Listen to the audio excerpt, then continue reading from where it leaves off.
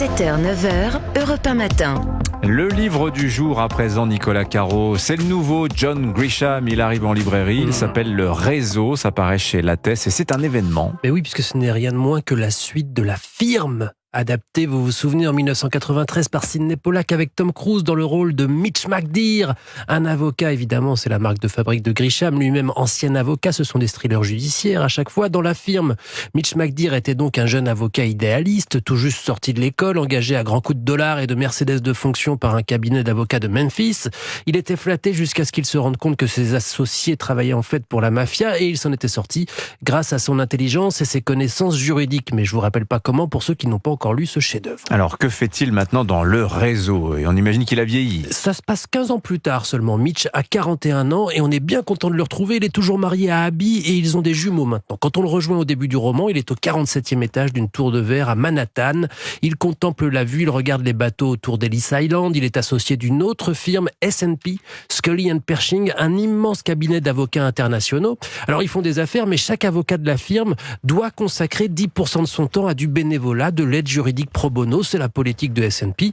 Et justement, Mitch vient de fermer un dossier sur lequel il est resté 6 ans bénévolement. Un échec, son client a été condamné à mort en Alabama. Il a une occasion de se refaire, mais ça ne lui plaît pas. Le responsable du service volontariat du cabinet lui demande de défendre un type qui vient de virer tous ses avocats, justement. Il est manifestement fou, dans le couloir de la mort, accusé d'avoir tué 3 policiers. Mitch refuse d'abord parce que c'est à Memphis. Ah bah c'est son ancienne ville. Oui, où il n'a pas de bons souvenirs, mais l'autre réussit à le convaincre. Et Mitch, part pour Memphis, il ne l'a pas encore vu, qu'il apprend qu'il vient de se pendre dans sa cellule, mais c'est étrange, ça n'arrive jamais. Ça arrive dans les prisons, oui, mais jamais dans les couloirs de la mort. Bon, enfin, Mitch n'a plus rien à faire là.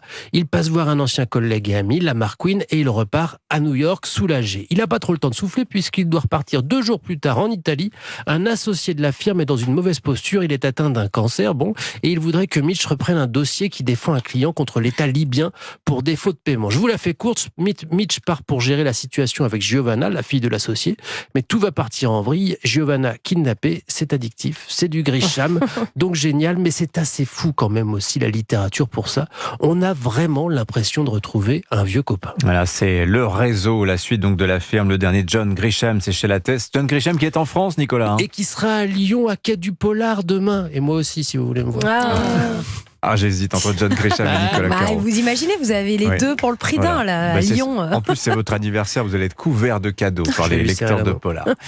Marie Giguel, la sortie Europe 1 de la semaine, direction le théâtre Mogador à Paris.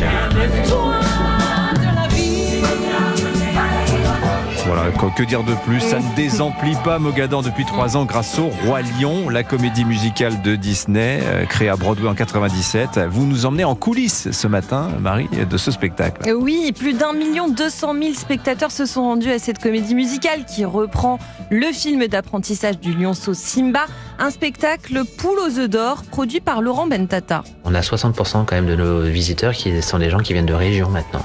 Avant, on était 60% parisiens et région parisienne. Maintenant, on est 60% de gens qui viennent de région. Donc, ça veut dire que le bouche à oreille a dépassé les frontières de Paris. Alors, imaginez, Dimitri, pour accueillir ce show au décor géant et les 200 artistes techniciens qui y travaillent, le théâtre Mogador a même dû creuser des galeries dans son sous-sol. Rien à voir avec les tunnels qu'on a retrouvés en direction de la santé. Non.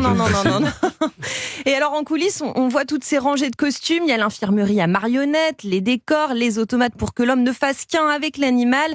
Lourde structure, par exemple, le costume de Pumba pèse 25 kilos. Et c'est Jeff Broussou, alias Pumba, qui le porte tous les soirs. Le spectacle est autant en coulisses que sur scène.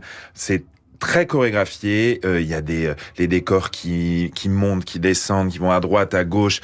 Pareil pour nous, les changements de costumes. Quand on sort de scène, on peut pas sortir de scène comme ça. On a des endroits bien précis où on doit aller parce que sinon, on a le Rocher des Lions qui sort de scène à ce moment-là, donc faut pas qu'on soit au milieu de sa route.